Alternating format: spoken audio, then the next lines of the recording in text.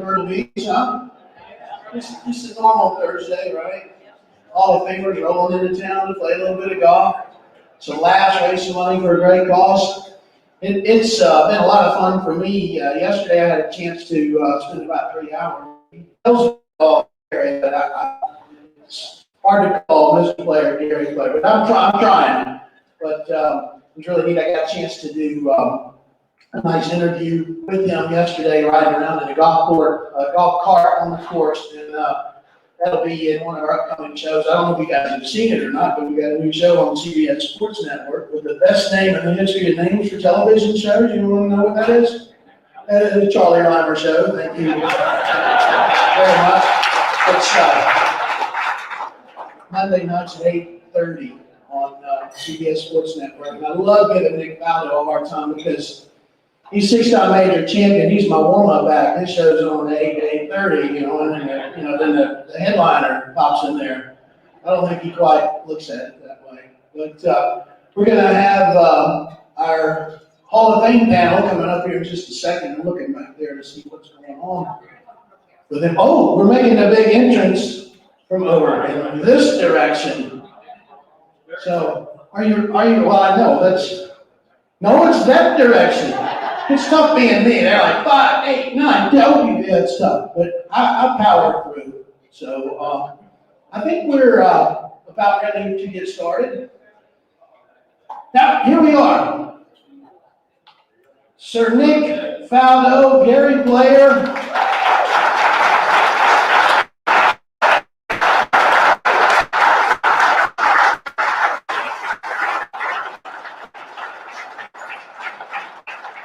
Both members of the World Golf Hall of Fame. That sounds great, Billy. All right, Nick. 6-time major champion, 9-time major champion. He'll tell you 18. He counts the champions for maybe 9 of them, and I do as well. Please have a seat. And then the final member of our panel, another Hall of Famer, PGA of America Hall of Famer, past president of PGA of America, Mr. Gary Schaal.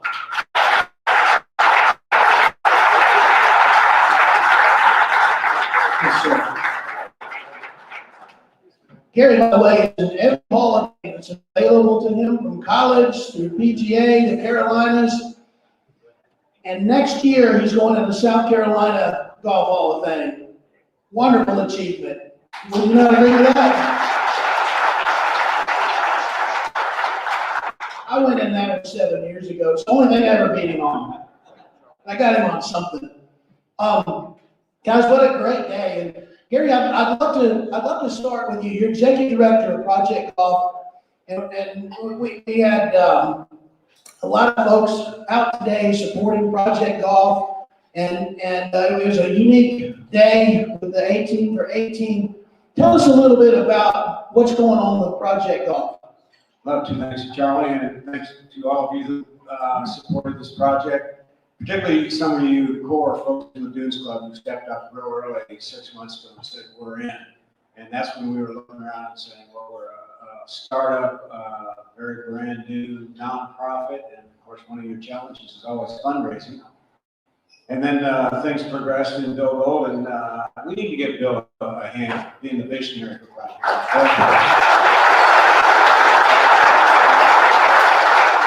And all the Bill staff who I would call this employment of abuse that they've gone through for the last 11 days. Nothing short of abuse to put this together. So thank you, staff. A marvelous job, but I was not surprised.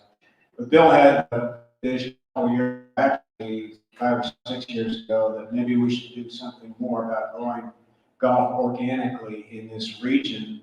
Golf was slipping and sliding a little bit from the heydays that we all in Myrtle Beach experienced some time ago, and he said, let's do something.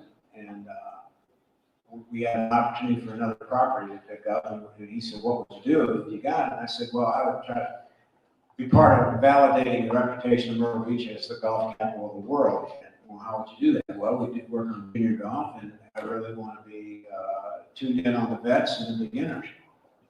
And we built a model in our heads, and one place fell through, and we were disappointed that didn't work out. And Bill says, For every door that closes, another one opens. So that was the case with Barefoot, and we have a marvelous relationship with Barefoot. The parent company acquired it, the Greg Norman Golf Academy.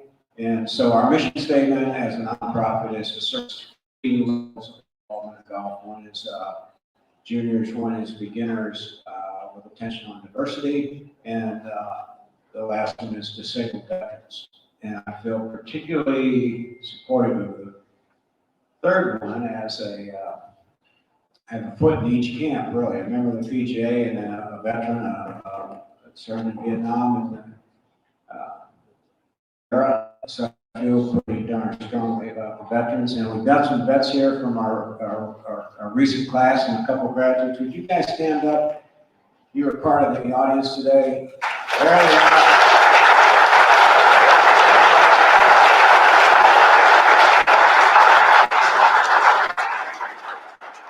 So, should I go on, Charlie, or? We have some great traction. I'll take 30 seconds, which means you guys subtract 30 from your set.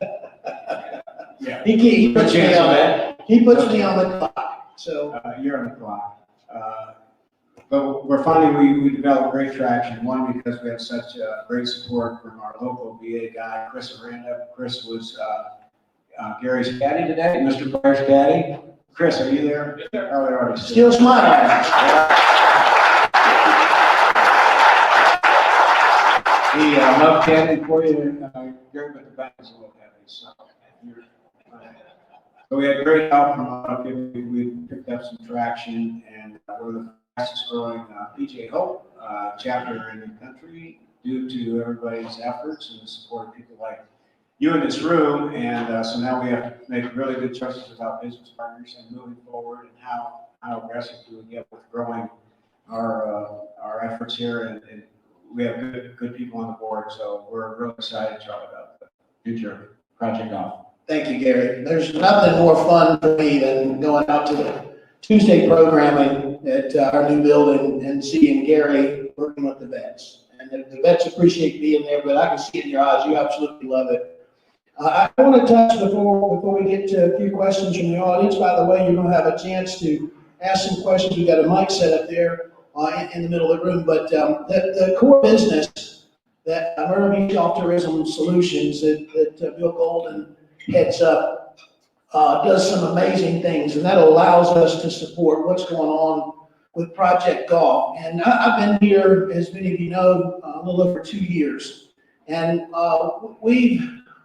the staff is just phenomenal, innovative. In fact, I ran into the president of Pinehurst. I was up at Pinehurst about 6 months ago, and he came over and was talking to me. He said, "What you guys are doing in Myrtle Beach is just absolutely phenomenal." And we've been able to put out amazing content with the unbelievable staff that we have at GTS. Bill Golden gets a lot of the praise. Jenna Huddle, who is here, and she's probably hiding right now. Bill, we love you, but Jenna does all the work. Jenna, you're awesome. And we're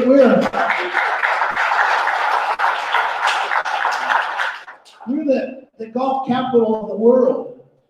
So it shouldn't be surprising that 6 weeks ago we had the one player in the world, Dustin Johnson, in town hosting his junior golf championship at TPC Myrtle Beach, where every player in the field, male or female, was ranked in the top 60 in the country.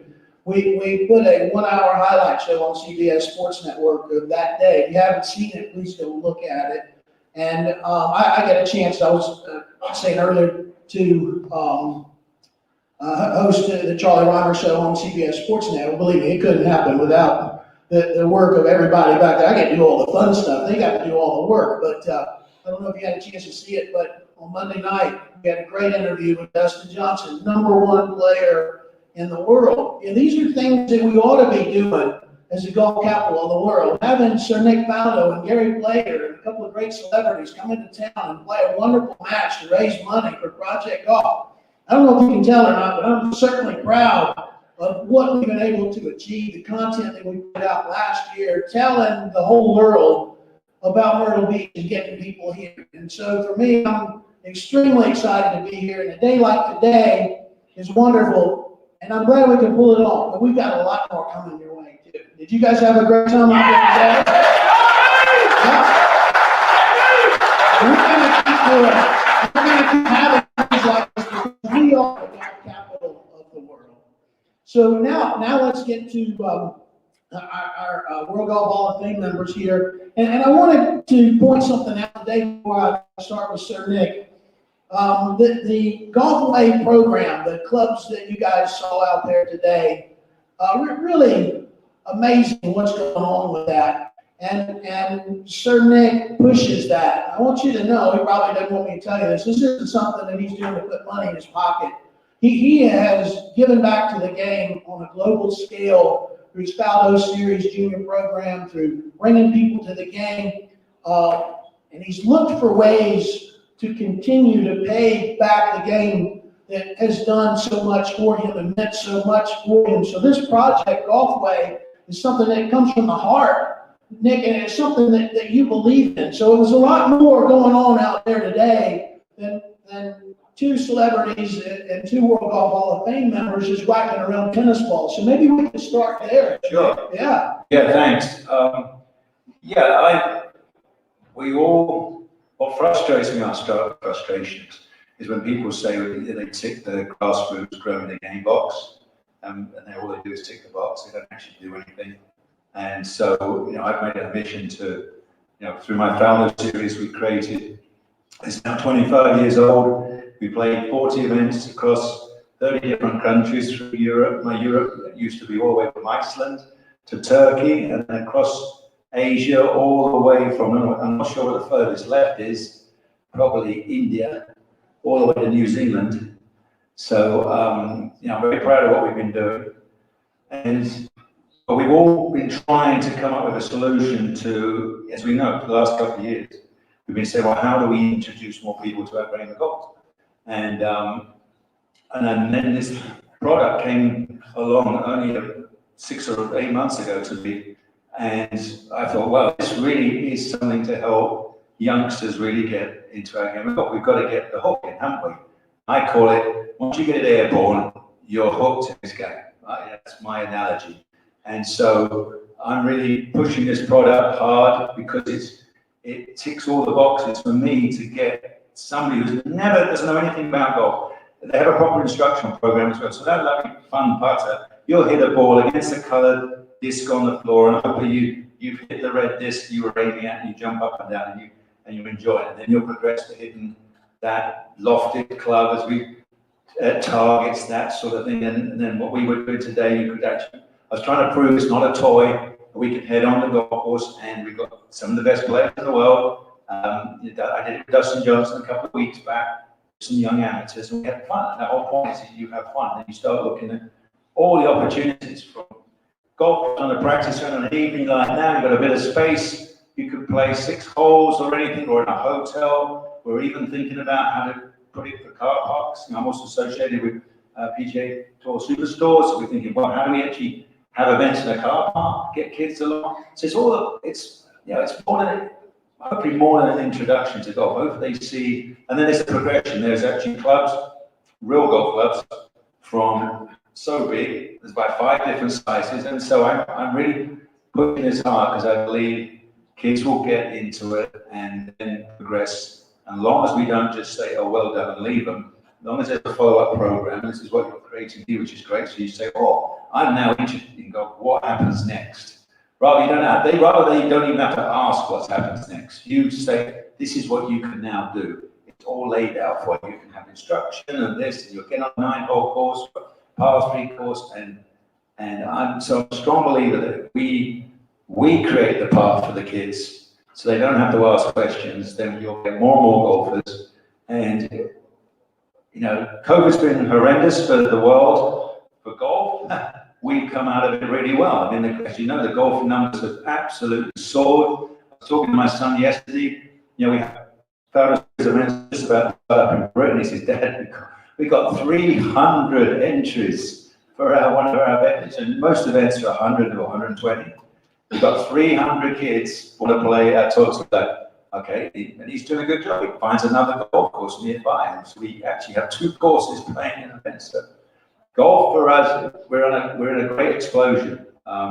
So I think we have a huge opportunity to get the hook in, get it airborne, and then get more golfers. And I'm proud to announce that the Golfway program, which is absolutely perfect, Gary, for what you're doing at Project Golf, for our juniors, beginners, in particular, our disabled vets. Part of the funds raised here today will go towards funding equipment for Project Golf. So I can't wait to see what you and the other PGA professionals and our golf ambassadors are able to do with some of this new equipment that's coming from Golfway and Nick Faldo. So that's going to be really neat to see.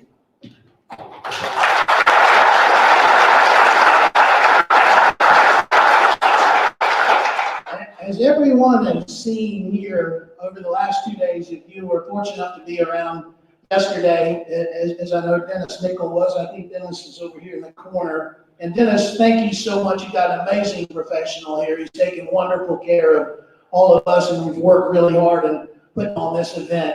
And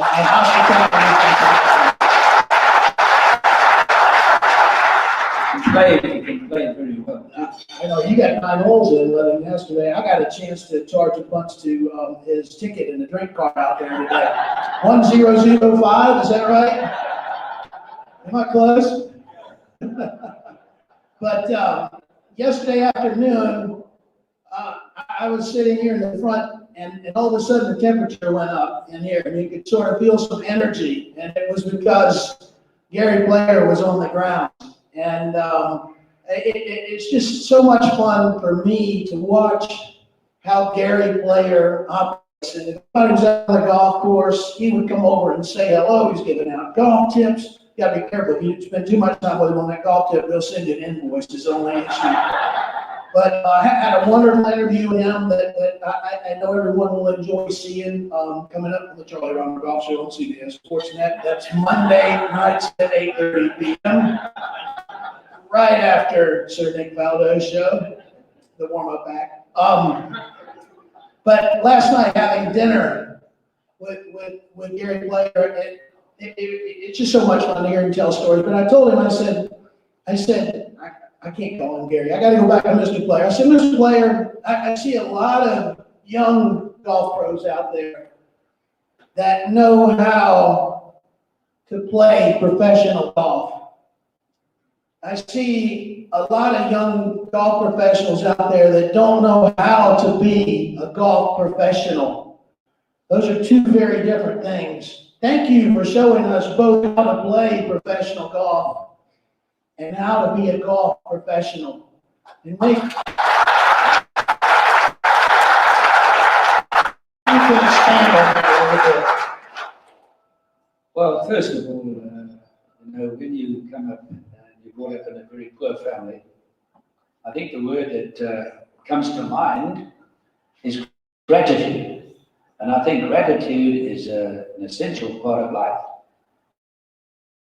Particularly if you're lucky enough to live in the greatest country in the world, the United States of America. If you live here, you should kiss the ground every day. I'm sick and tired of hearing people tell me what a bad country this is. I don't know what they're talking about, but anyway.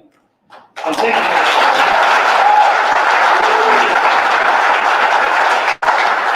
I wouldn't like to be president of the United States. It's too big a job. Too big a job. You can see what they look like when they're president. If I was, the one thing that I would certainly do.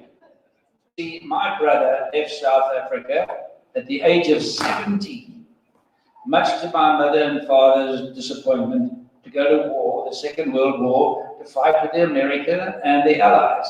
And my brother-in-law went as well. He never came back. So, I have great empathy for the vets. One of the reasons we play here today and enjoying our life as we are in the United States of America, these people made it possible for us to have the most cherished in the world, freedom. I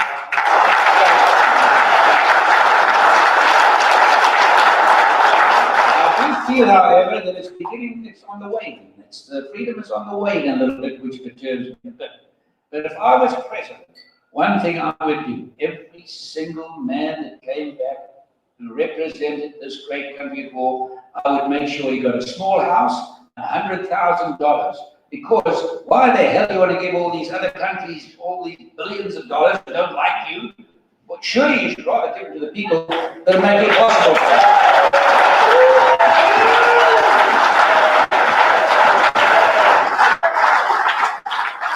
And secondly, my key today, Chris, the worst day I've ever had. I had breakfast this morning and he doesn't even offer to pay. Before the check came out, he left the table. He's definitely got short arms and deep pockets. But he didn't, on the first time, I thought I'd be diplomatic, and I said to him, where's this putt? He says, I never heard this. You know, usually you would say 2 balls on the right. He says, it's a straight putt with left tendencies. Very sophisticated caddy, this guy. You know? But in seriousness, it was so nice to have Chris here, and I unfortunately had my mother-in-law in my bag, which made it very heavy. But my mother-in-law is really heavy, man. She's a junkyard dog. She's so neat. I tell you.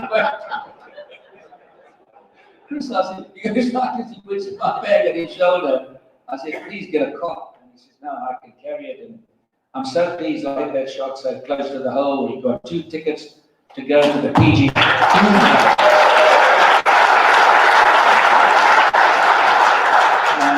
would be remiss of me not to say thank you to the sponsors for today.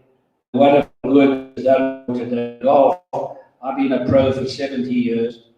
I've now traveled more miles than any human being ever. And I can tell you, golf, when I see what it's done around the world, blind people, people with no limbs. I mean, a lady the other day, she had no arms, no legs, and she went to Philadelphia and had new hands built on. She couldn't go to the toilet herself. Think about having somebody to wipe your bottom, and you couldn't have a shower, you know, and you realize nowadays she's got her hands, and she says, I'm putting on the carpet. Just so great what golf has done for people around the world. It's given sponsorships. Golf pros have been phenomenal, which has been a great part of, and that is to the charities. Look at these guys today, these 2 guys. Every time Charles, somebody said, I'll give $2,000 for that, I'll give $2,500 for that. He was fantastic, these guys. So golf has made twice the amount of money, more money than any other 2 sports put together. It's unbelievable what golf does. What people sponsoring young guys, helping them. It's just building hospitals, building churches, building schools. Golf is a catalyst that is unmatched. And I can tell you, I'm very pleased to and grateful that I took it. Well, my father got me to take up golf. Indeed, golf is good. We'd be happy to take some questions. Again, there's a microphone right here in the middle. Yes, sir. I have a question for Sir Nick. You were striking the ball well in the early 80s and made a pretty big commitment to David Ledbetter. What made you make that leap of faith, and what generally did he do to your swing? Yes, way back. The raw bottom line is you the little thing, those fellas that sit on your shoulders, you know, the doubters suddenly said, you ain't got it, mate, you ain't good enough. And I thought about this, because, you know, I had opportunities. I was leading the Open in '83, 9 to go, and blew up there. And, you know, you start questioning how good your game is. And I played, you know, I was taught old school, you know, very much the 70s swing, and legs and arms and tempo and that sort of thing. And we had the old ball flight, used to go low and then climb. And so I wanted to find what I needed, a better flight to the golf ball, better penetration to flight it better. And so I, cut long story short, ended up with David. Gosh, I made it, you know, in hindsight, biggest mistake I made. You know, I saw him at Muirfield Village in 1985. This is the second time we'd met before in South Africa. So I've been thinking about it. And I just missed the cut, and I said, okay, let's start, throw the book at me. And so, you know, mid-season to change your swing, I had you actually had an old follow-through ball. I promise you that does not work. So that was, in hindsight, a huge mistake. But, I battled through that. I really did. I don't know how I did it. I don't know where I was blessed with that determination, because some days, gosh, some days I go down to the practice ground, I go backwards and forwards, and 5 times to the range working on my swing, thinking about it. I used to come home and say, is my dinner still hot? And my ex used to say, yeah, the dustbin's on fire. Yes, it is. So it was tough. It was brutal. My game went like that. I lost contracts. And then finally, which was nearly 2 years later, the motivation was there. I didn't make the Masters in 1987. And I was actually in Atlanta, and I turned left and went to go to Hattiesburg, and every turn right went to Augusta National. So that hurt. But I went there and I finished second. I shot 467s, and it clicked. The golf swing clicked, finally. And then I came back and I won the Spanish Open. And Gary was a huge advocate, the power of the mind. I said to myself, I need to win one more before the Open. Obviously this is my lifelong dream, but of course, the British love to win the Open. And I said, I'm all right, I'm going to win the Open. How about that statement, a month before? And then, of course, when I got there to Muirfield, I was messing around with putter on a Wednesday afternoon, and I walked back past the big open yellow scoreboards, which just say, welcome to Muirfield, 1987. And I saw my name on the top of the leaderboard as I walked past it. I saw Faldo. And I went, all right, I can handle that. You kept walking. And that's how it all started. But that was a brutal time. I lost all my sponsors apart from good old Pringle, my famous sweaters, which I think we're going to resurrect because they're iconic. And as I said, in hindsight, if I was advising a young man now mid-season, I said, look, limit through the season and then disappear with your physio, your sports psychologist, and whatever your team. Go to some tropical island and work on it for 3 months, and you probably come back a better golfer. So, but that was a hard battle. I have no idea how. I'll tell you a couple of funny stories on the range. I went down one day to Wentworth, and he said, grinding on this swing. And honestly, as I sit here, I got a gentleman came around and watched me. He said, do you mind if I watch? Sure, just and I hit, honestly, I hit 4 or 5 irons, and I swear their tablecloth was over them. A yard, all 4 corners. Right? Just went, and I stood back at a practice swing, and he went, excuse me, do you realise your practice swing is nothing like your real swing? Put the balls back in the bag and went home. Break my day. So that sort of thing you had to put up with. So it was, and of course I had the media. My gosh, the media were killing me, and it was. I don't know. I honestly don't know where I had that determination. Just I never doubted it, and I never gave up. And even though it's not a 5-minute fix. You practice like a lunatic. Because I used to read about this fella, he's a Gary player stood in the bunker all morning getting bunker shots. So I thought, I'll try that. And I moved all the sand out the bunker on the green. So they go, we've only got one bunker on the practice ground. They look at it and it's got a straight back in there. So it was, it was a great, we were completely different days to where the kids are now. What we had. I've been interviewing Gary because he has such great stories of travel, how he used to come from Johannesburg to London and had to stop about 6 times through Africa, all the way up to get to Britain. I mean, it's unbelievable what he went through. So each generation has something different. I don't know what the kids today complain about, maybe the GPS wasn't something like that. The range wasn't long enough at 355. Gary, I'll tell you what GPS is later.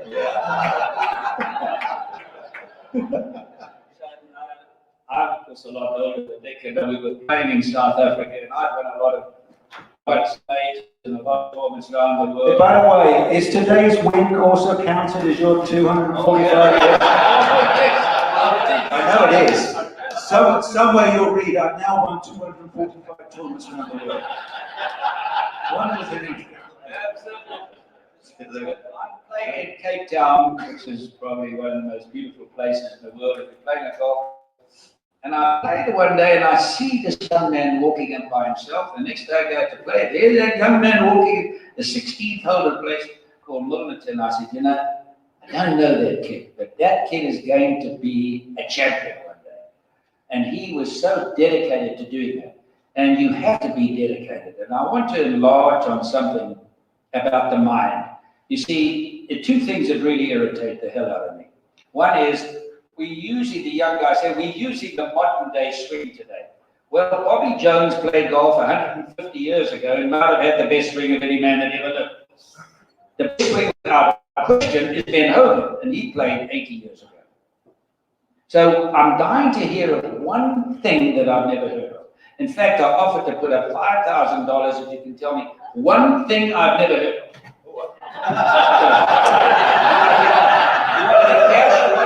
This tea bag goes further. There you go. Oh, these shoes hit it further. There you go. Squares.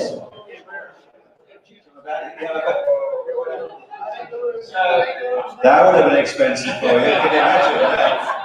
Can you imagine? Sue.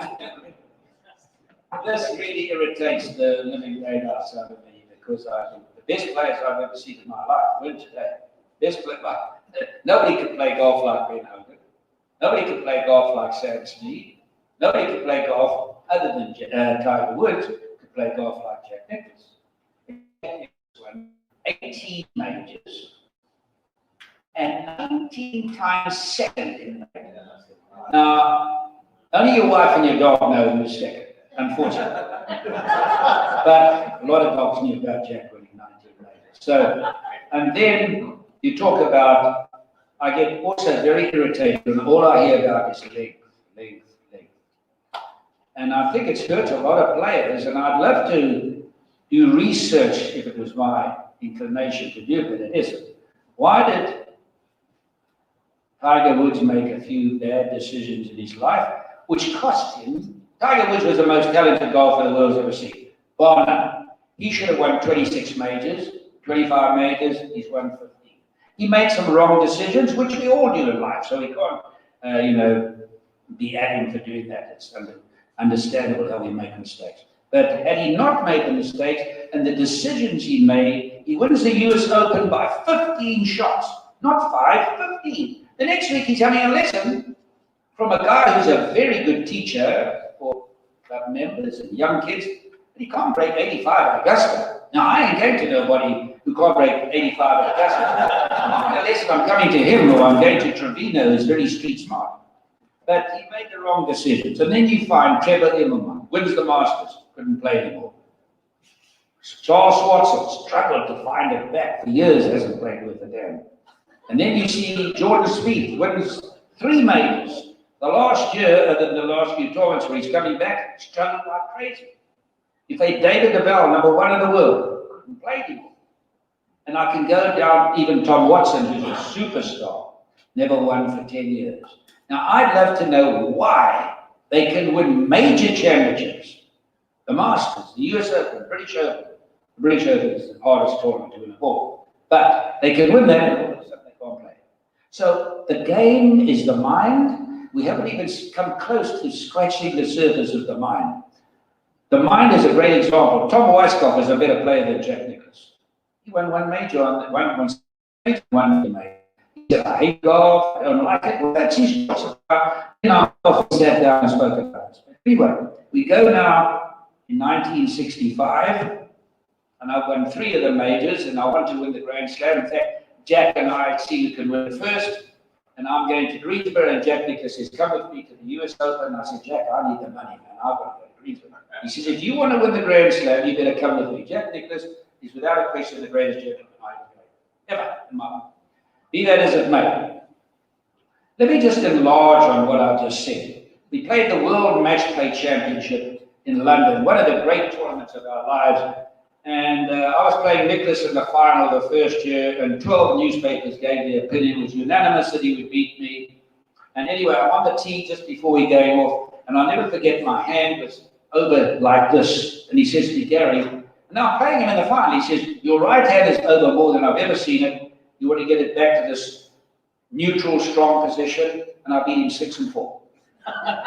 Tell me, when did he tell you that?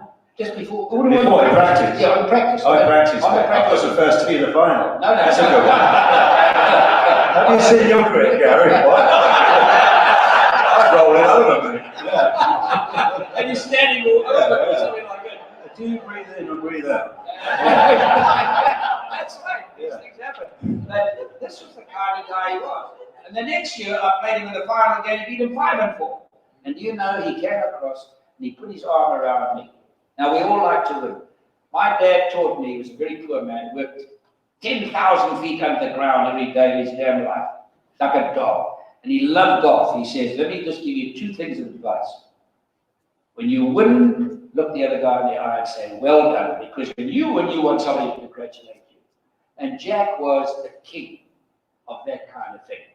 And then secondly, now I go with him and he persuades me to go to St. Louis. So I arrive at St. Louis and we practice and he goes back home. Well, every day I woke up at 6 o'clock and I went to the golf course and Nick's talking about the scoreboard. So this was a case, an example of the brain, of the mind. And so every morning I go to it's misty and the big scoreboard, the US Open scoreboard, all the champions' names on. Ken Venturi still in gold because he won it in 64 and now it's 65. And I sit like this. Now, I don't know if any of you know how hard it is to sit in that tight position, you know, and I sit like this for 5 minutes and I look at that scoreboard. Try this, Charlie. I look at that scoreboard and I look up there and I see Gary play. Every morning I go. I sit in front of the mirror every night and I go, pow! You will never give up. Pow! You'll never feel sorry for yourself. Pow! You will love the adversity. You'll love the adversity. And I said, you are going to win the Grand Slam before Nicholas. Well, every night I had that Nivea cream. It was the first time I ever saw something. And I wanted to win the tournament. It was purely, and I never went out to dinner one night. I wore the same black shirt every day. It was 100 degrees. I washed it and wore it the next day. And I'm not superstitious, but the mind is so essential. He thinks eyes are lucky. So the mind and the putting. If you putt well, you beat anybody. You just think of how many putts people miss from here to that.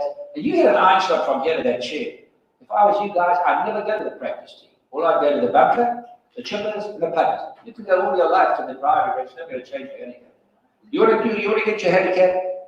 You improve your game from 100 yards in. Jordan Spieth, he is the best in the world today by so far from 100 yards in.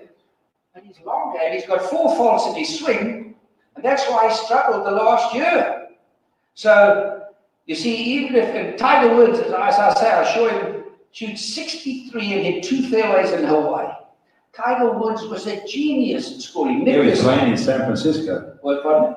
He was playing in San Francisco, hit the fairways in Hawaii. And Nicholas, he could play junk and shoot 69. Those are champions that can play badly and score. So this is my advice to you guys.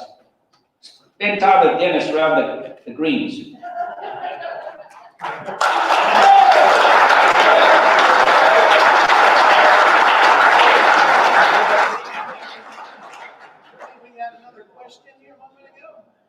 When he started hitting himself, he got up and left.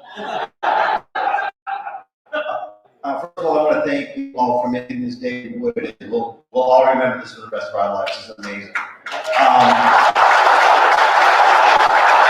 Second of all, Mr. Player, if you ran for president, I'm sure you would win, and we encourage you to do that in a few years. But you talked on the 10th tee about meeting the King Elvis years ago and your interaction there. Wondering if you could share one of your favorite stories of the King, Mr. Arnold Palmer. Well, when I won the Masters in 1961, I go on Good Morning America, one of the shows, and so hold this a minute, please. So anyway, I go in there and she's talking to me about this and that and this and that and this and that, and she says, I know you like horses, and you breed thoroughbred race horses, and you have a farm, but what do you like other than those two particular things? I said, give me that guitar there, it's behind it. And I said, you can do anything, don't step on my goose weight. I was going to say it, I get a telegram from Elvis.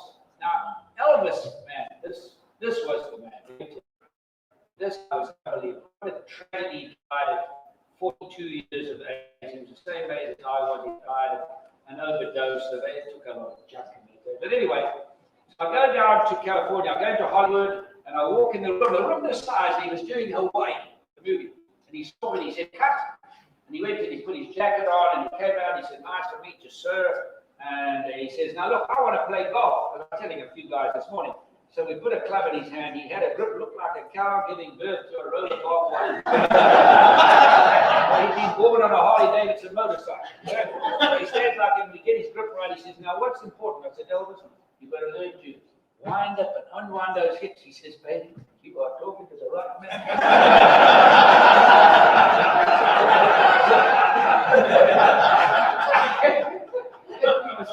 He was such a humble man. Such a humble man. And that same day, my best friend was his best friend. He says, Gary, you know what he did last week?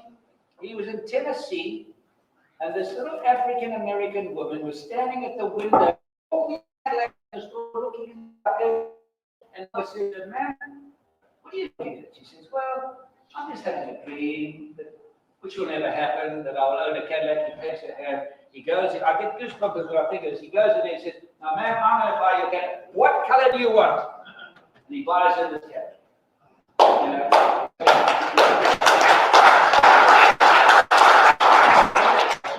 So, come back to the mind. And, so many young guys today. I'm going to give you the greatest saying I ever heard in my life. And I'm reasonably well read. And Winston Churchill was my all-time hero. Mandela was one of my heroes. He went to jail for 27 years. He had no revenge or hatred. Mahatma Gandhi was slipped to the ground, fasted, was going to die unless 1 billion people stopped a war. So there's some incredible people in the world. But, when you get to 85, your mind sometimes works too fast and it doesn't come back. What the hell was I talking about? I think you were about to give us some Winston Churchill. Right. I knew where we were going with that one. I couldn't believe you remembered that. But anyway. You old fart. All these young guys, wherever I go to the world, and these young girls come to me, how do I become a champion? I said, I have no idea. I said, you've got to have it. She says, what is it? I said, I cannot analyze it. Nobody knows what it is. I said, it's a hidden factor. I don't know what it is. I said, it's a gift that's, you're lucky that it's bestowed upon you. So anyway, I said, well, what I can tell you is this, you've got to work hard. But listen carefully, I said to these kids, what I'm saying to you now. And he did this. The height that great men reached and kept were not attained by sudden flight, but while his opponents were sleeping, he was toiling upward in the night. And that's what he did with beating, and me in the bunker, 6 o'clock in the mornings, beating, and practicing, and going to the gym, and watching the diet, and making myself laugh, and making myself love people. It's hard work. It's just not luck. Luck is the residue of desire. You've got to work your heart out if you want to become a champion, because it's so competitive. And let me tell you, in our time, we were just as competitive as now. When we played the tour, there were 59 major champions playing. They're not 59 now. And when Bobby Jones was playing, he had a hell of a lot of guys to play against as well. So it comes back to, and all you guys know who've been successful business, you've got to work, man. You can't just knock off at 5 o'clock. You can't, there's no hours to go to work. You've got to be out there. If you want to be a champion golfer, you've got to be out there at 5 o'clock in the morning. When I used to go to dinner, come back at night, and the hotel guy, I'd say, please, give me the keys for the gym. No, it's locked. I said, I promise you I'll lock it and clean it. There, it was my daily exercise. I had to go to that damn gym. Not manana. There's no manana. And that's what you got to do. So you either have the dedication, and that's the problem today. These guys, they make so much money. I mean, it's frightening how much money they make. You know, they offered one player $3 million to go to Saudi Arabia. He didn't want to go. They offered him $4 million. He didn't want to go. So I saw the Sheikh there because I represent Saudi Golf. I said, Sheikh, you know, I can't believe you offered these guys so much money. You give me 500,000, I'll roll over here. Ladies and gentlemen, Gary Blair. Sir Nick Faldo. Rymer Gary Schaal. Thank you for having us here today at Doing Love. We had a wonderful day, raised a lot of money for a great cause, and we hope to be back here next year doing the same thing. Thank you so much.